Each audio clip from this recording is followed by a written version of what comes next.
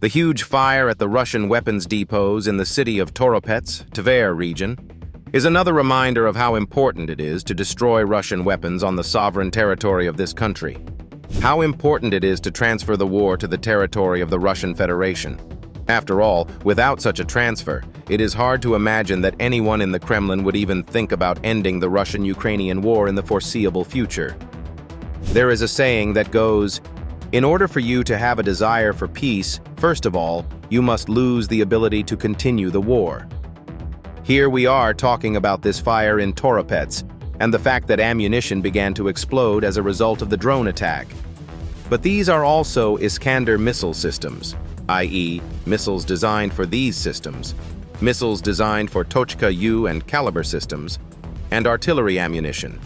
That is, everything that is currently used to shell peaceful Ukrainian cities, to destroy Ukrainian infrastructure, and to operate on the front line. And if such warehouses explode, then of course the Russian army has fewer opportunities to act. And as we understand it, it takes more than 1 or 2 months to produce new ammunition when the old ones run out. And so, Russia is losing the very strategic initiative that the Kremlin needs to continue the Russian-Ukrainian war. Russia is well aware of this.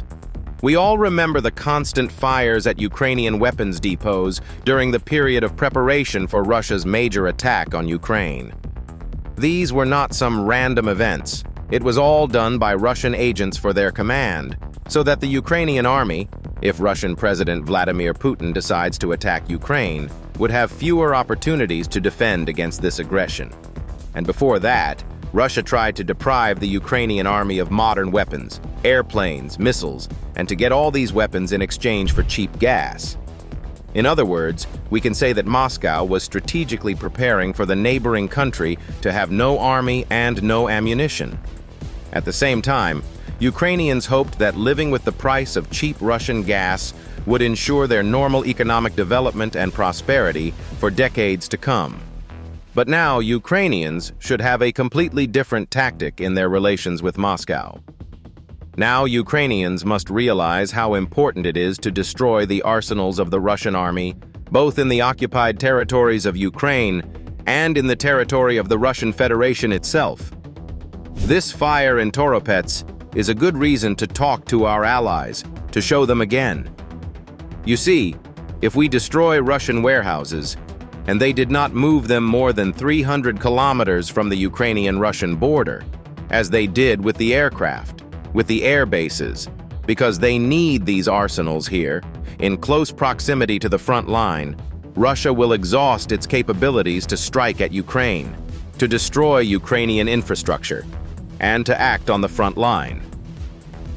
Because yes, you can move planes over a long distance, but if there are no missiles for the planes, then the planes themselves begin to look like scrap metal, not like a fighting machine. And let's imagine that these military targets would be hit not by Ukrainian drones, but by Western missiles. Of course, this would have a completely different effect, a completely different amount of what the armed forces of the Russian Federation would lose, a completely different resonance in the Kremlin. And of course, this is an additional argument for the need to develop Ukrainian missile technology. Unfortunately, Ukraine has been talking about this only since 2014, and 5 years after that, the question of the feasibility of producing Ukrainian missiles began to disappear from the agenda again, because many in Ukraine believed that an agreement with Vladimir Putin was possible, that building roads for the survival of the Ukrainian state and nation was much more important than having missiles. Well, this has already happened. I wouldn't say that the vast majority of Ukrainian citizens have realized all these conclusions that need to be drawn from the lessons of recent years. But now we are not talking about realization, which may not happen at all and cause a new and stunning political crisis after the war. We are talking about the fact that Ukrainians simply need Ukrainian missiles, that efforts should be made to ensure that such missiles are in service with the Ukrainian army, and that no one needs to ask permission to use them on the sovereign territory of the Russian Federation. This will also change the situation in the Russian-Ukrainian war.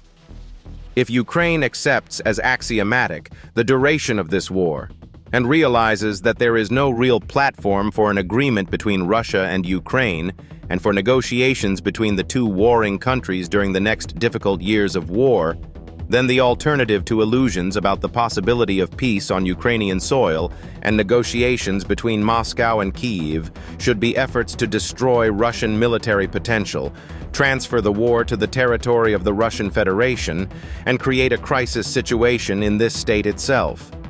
And of course, the destruction of the Russian military arsenal is, one might say, the #1 task. Because we can expect a political crisis in Russia for many difficult decades to come, arsenals may disappear much sooner.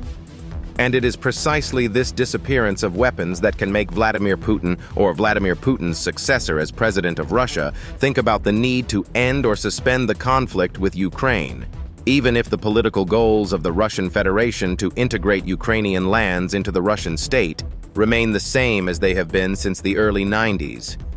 So we need to hurry up with making just such decisions and with realizing just such a situation.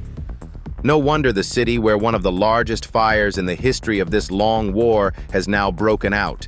The city where missiles and ammunition are detonating is tellingly named Toropets, reminding us how important it is to be timely and effective to win the Russian-Ukrainian war of attrition. Thank you, friends. Stay tuned. Subscribe to this channel. This video was prepared by Hustler. See you in the next issues.